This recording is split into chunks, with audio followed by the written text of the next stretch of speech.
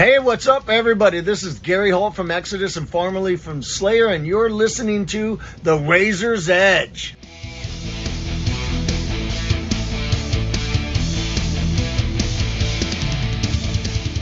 This is Matt with The Razor's Edge. I'm at ArcTanGent Festival and I'm speaking to Pigs.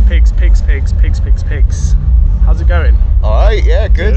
How are you? I'm not too bad. The weather's not too bad at the moment. It's warm. It's nice. I hear tomorrow the heavens are meant to open a little bit, but let's worry about that then. Dying throes of summer, I think. Something like that. Yeah. Do you ever tire of hearing the band name Pigs? I tire of saying it. I don't really, If other people are putting in the effort, that's fine. But. Sure. Yeah. No problem. Are you regulars at ArcTanGent? Have you come here before? We played here before. We played 2000 Trees at their other festival. Oh yeah. I think we've played here twice before. I think we have played here twice. Yeah. So I guess you could call us regulars. It's great. It's really, really nice. Very laid back. Very, very friendly. Are there any other festivals that you particularly enjoy? UK or abroad? Yeah, I mean, what we done recently? We were just in Oslo.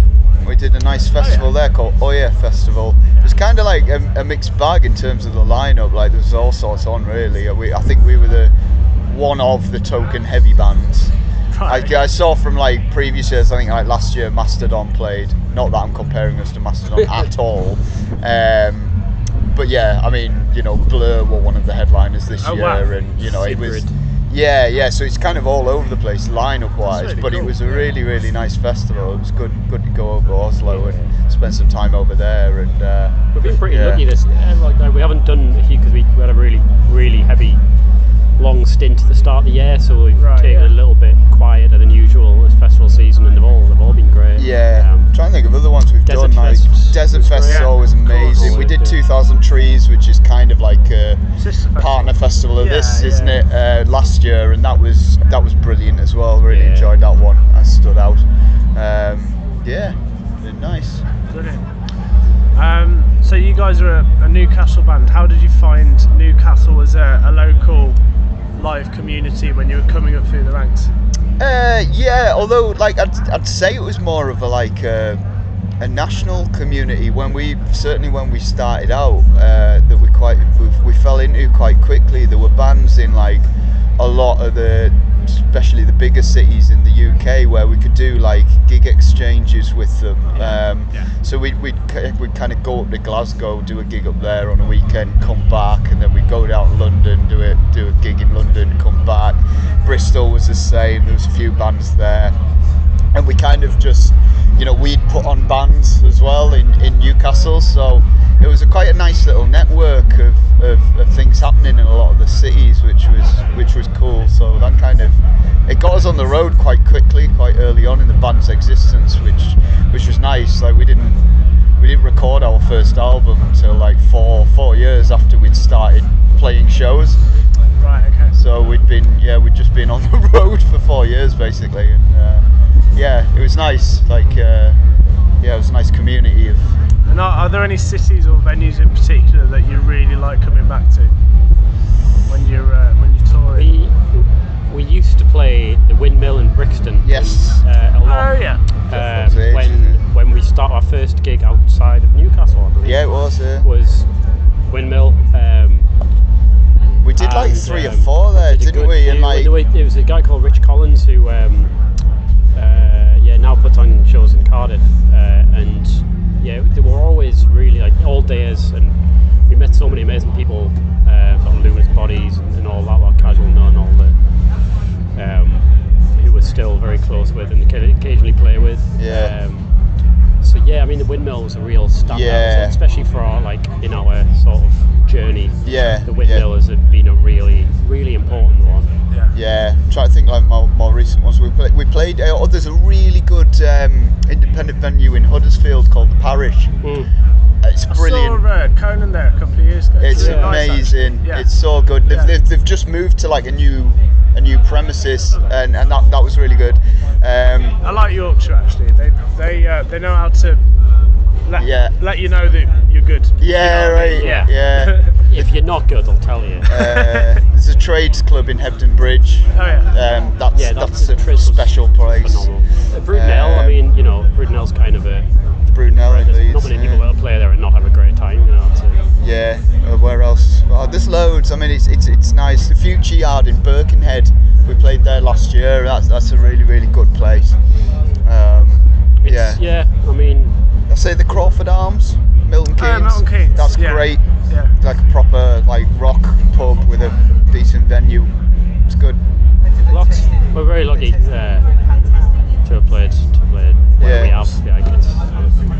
I guess in more recent Pigs news, in the last year you've had Ewan rejoin the band on drums, and about 6 months ago Land of Sleeper came out. Yeah. What's it been like to have the drummer rejoining? How has that changed the dynamic? I mean, his style is quite different. He is. I mean, how would you describe it? He's a very dynamic drummer, and he's very, very busy, which I think it marries quite well with what we do. How sparse me and Sam are. He plugs a lot of gaps. He fills in a lot of gaps. Right. Okay. But I think it complements what the guys are doing on guitar very, very well. I think. And just generally, his personality, he's just a really, really lovely person to have in the van for many, many hours. I've always felt Pigs, they're not just a typical stoner metal band who are influenced by, I don't know, Sleep and Electric Wizard and Caius. There's so much more going on in the sound, like noise rock, and I think that suits you well for a festival like this. Yeah. But no, cool. And for if you've thought about album 5, do you think you're going to do more of the same, or are you going to try out some different? I think, with each album, we don't try to reinvent the wheel too much. However, we do sort of, especially Sam, because Sam, he records, he engineers it all, and he produces everything as well. Okay. So with each album, he looks to give it its own sort of character on a production level. And we do think about that in terms of the songwriting as well. But I think within the songwriting, there's only kind of so much kind of mould it into a different shape. I think there's maybe a little bit more option in terms of the production to kind of give it a few different flavours, because we certainly wouldn't want each album to be God knows, the same as the last one. Could be making a synthwave album next. I mean, I'd be up for that. I wouldn't. Oh gosh. We'll find out when we come to do it. Really, we don't really talk too much about it until we come and sort of chuck our ideas in the ring. Yeah, it starts to reveal itself really. I think when we're writing, you start to. And then Sam will definitely have ideas of where he wants to go to production already. I think sort of, which is always nice to have some solid direction from that end. Yeah. I think you can overthink writing a record and what you want it to sound like or what you don't want it to sound like. Sometimes you just got to go with what feels good at the moment. Yeah, I mean, certainly with this latest album, we wrote it pretty quickly, which I enjoy that process. I like to kind of get quite hard and fast on things and then get it recorded and kind of move forward. And we certainly did that with this one. We spent 5 days in a studio in Wales, just demoing, we're writing and demoing, and then we came out of it with pretty much the full album really. Right. The blueprint of it anyway. I didn't have any lyrics, but I was able to take everything away and work on things. It was a while before we kind of realised that's how we work best, but I think it'll probably be much the same as we book maybe just a week, and a little bit of sort of limitation on time I think does us a world of good. Yeah. Real focus. Yeah, definitely. Yeah. And if you weren't playing heavy rock or whatever like that, is there any other genres that you kind of perform for yourself that you would be doing if heavy metal wasn't a thing? That's a good question. I mean, I like really quite like sparse music, I suppose. Although, to be honest, it depends what mood I'm in. There are certainly some genres of music I would love to be able to play, but I'm not technically proficient enough to be able to do it. What are those genres? I mean, well, actually, just earlier I was talking to Adam. I've just bought tickets to see Obituary in Newcastle.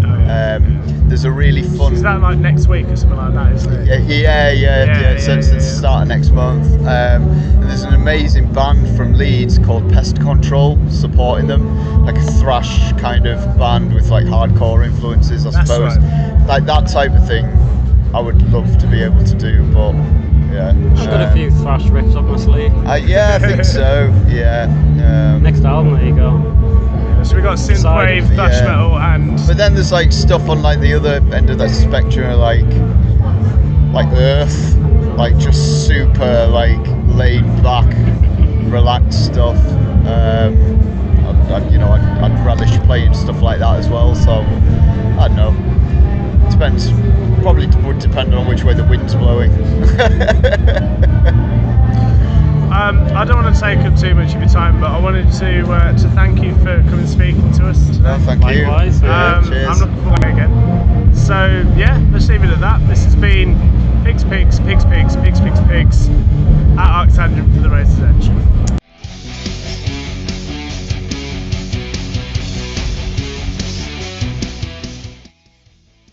Thanks for listening.